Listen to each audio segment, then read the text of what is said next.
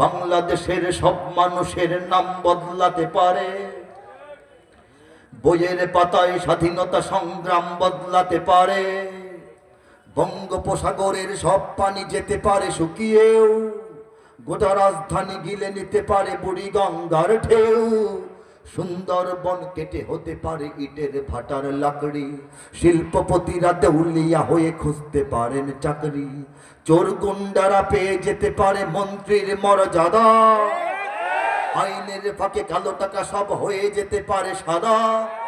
অনেকেই বলে এই দেশ নাকি হুজুগে জাতির দেশ, দফায় দফায় বদলায় এর রংঢং পরিবেশ, তাই বলে ইসলাম তো এদেশে হুজুগে হবে না শেষ, হুজুগে হবে না শেষ।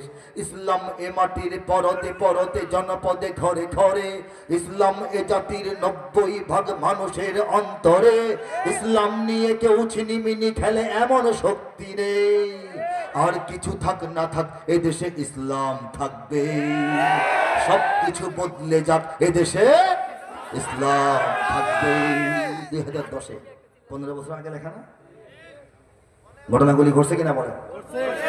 হ্যাঁ, বইয়ের পাতায় স্বাধীনতা সংগ্রাম বদলাতে পারে, এই বছরের বইয়ের পাতায় ইতিহাস পরিবর্তন হয়েছে কিনা বলে?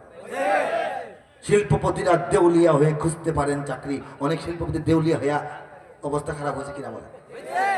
হ্যাঁ, কেউ কেউ পালিয়ে যাওয়ার জন্য দাড়ি কামাচ্ছেন না, দাঁড়িয়ে রাখাটা কি যান বাঁচানোটা কি?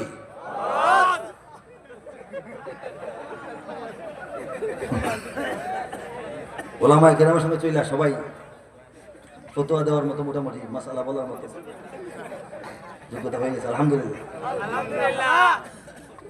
দেখেন, শিল্পপতিরা দেউলিয়া হয়ে খুঁজতে পারেন চাকরি। আমাদের জেলখানা ছিল পুরান ঢাকায়, গেছে এখন কেরানীগঞ্জে, তাই না? আমাদের রাষ্ট্রের প্রধান নির্বাহী, যাকে প্রধানমন্ত্রী বলা হতো, তিনি চাষাবাদ করতেন, হাঁস মুরগি পালতেন, খেলাধুলা করতেন, মাছ ধরতেন, অফিস করতেন, ঘুমাইতেন কোথায়? গণভবনে।